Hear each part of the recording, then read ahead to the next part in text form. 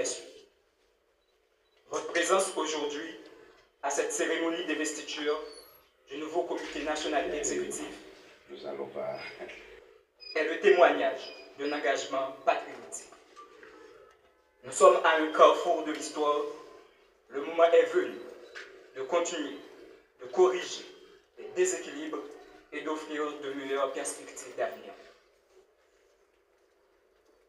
En cette période d'incertitude et d'urgence majeure, nous devons prendre des décisions politiques et dès maintenant.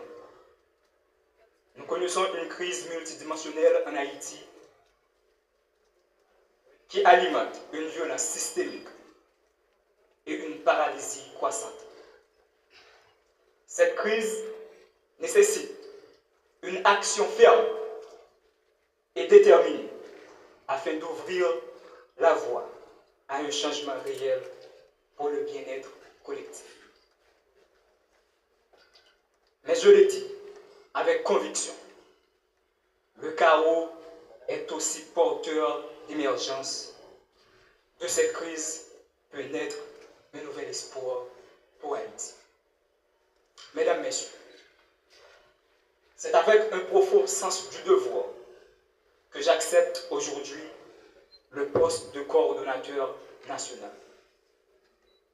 Je suis honoré de la confiance que vous me témoignez et je suis pleinement conscient des responsabilités qui m'incombent. Les défis sont immenses, mais ensemble, avec discipline et conviction, nous saurons les surmonter. Il est tard, très tard, mais pas trop tard. En 1946, des jeunes se sont levés contre l'oppression et l'impunité. L'histoire a retenu les 5 glorieuses. Aujourd'hui, 79 ans plus tard, la jeunesse haïtienne a encore rendez-vous avec l'histoire. Comme Jacques-Stéphane Alexis,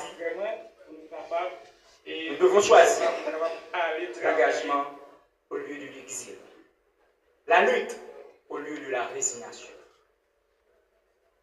Comme disait Jacques-Stéphane Alexis, je tiens à savoir si oui ou non on me refuse le droit de vivre dans mon pays comme je veux. C'est un cri du cœur, un appel à l'action. Aujourd'hui, à l'instar de Jacques-Stéphane Alexis, moi, Raphaël, je revendique le droit de vivre dans mon pays. C'est pour ça que nous lançons appel pour toutes jeunes femmes et jeunes garçons, système non piège. Pour tout étudiant, professionnel, paysans et artisans, travailleurs, pour tout haïtien qui domine dans la rue, je ne dis. Pour tout haïtien, l'autre bord de l'eau qui rêve un jour tourner la caille.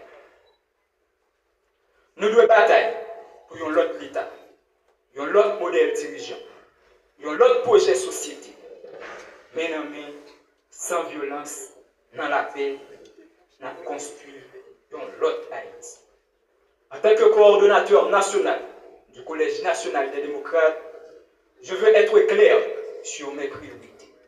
Premièrement, structurer le parti à travers tout le pays, implémenter des bases solides du nord au sud, ainsi que de la diaspora. Renforcer la mobilisation citoyenne, aller à l'encontre des jeunes, des femmes, des paysans, des travailleurs, pour faire du CND un véritable parti de proximité. Troisièmement, professionnaliser notre fonctionnement, mettre en place une coordination efficace, transparente et disciplinée, avec des outils modernes de communication et d'organisation. Et enfin, porter un discours de réconciliation et d'unité. Parce que la troisième transformation ne peut réussir qu'avec le dialogue et la cohésion nationale. Le Collège national des démocrates présente aujourd'hui au peuple haïtien une alternative crédible, la troisième transformation de la République d'Haïti.